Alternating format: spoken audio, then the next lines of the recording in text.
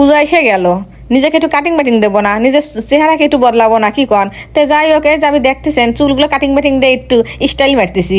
তো এদিকে কিন্তু শাড়ির দোকানে গেলাম, কাটিং বাটিং দেওয়া শেষ হয়ে গেছে। আইসা দিই, ও বাবা কি রকমকারের শাড়ি কাপড়ে বাবা, আমার তো চোখ একে দান্দা হয়ে গেল, কোনটাতে কোনটা নেই। মনে হচ্ছিল কি জানেন, মানে দোকানে যত যা কাপড় আছে সব কাপড় নিয়ে আমি বাড়ির যাওয়া হা দে, কিন্তু টাকা তো নাই, অত টাকা কি করার। আর বাইসে বাইসে বাইসে বাইসে বুঝছেন, ফেতা ফেতা করে ফেলেছি দোকানদারে। দোকানদারে কালাম আমার গায়ের সাথে একটু নাগায় নাগায় দেখি, না হলে কোনটা বাল দেওয়া যাবি। আমি ফির কালো, বোঝেন নাই, কালো মানুষের তো কিছু মানায় না। তো এদিকে দোকানদার ভাই করতেছে কি, আপা আপনার কালো কেটে কয়।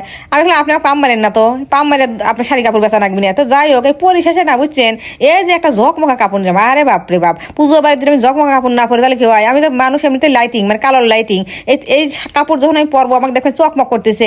তো এই যে পরিশেষে কিন্তু এই দুইটা কাপড় আমার খুব পছন্দ হলো, সব চকমকা কাপড়। আর পুজো বাড়িতে যদি চকমকা কাপড় না পরে মনের মধ্যে কিন্তু মেলায় কিন্তু কান্দন কান্দন লাগবে বুঝছেন। তো পরিশেষে এই দুইটা কাপড় আমার খুব পছন্দ হলো। আর এই যে আমি চুলগুলো কাটিং বাটিং মারছি, আর এই দুইটা কাপড় পরে আমার কেবা দেখা যাবে, আপনারা কিন্তু আমার কমেন্টে জানাবেন বন্ধুরা। আর আপনারা যদি আমাকে না জানান তাহলে কিন্তু মনে কিন্তু খুব খারাপ হবে না বুঝছেন।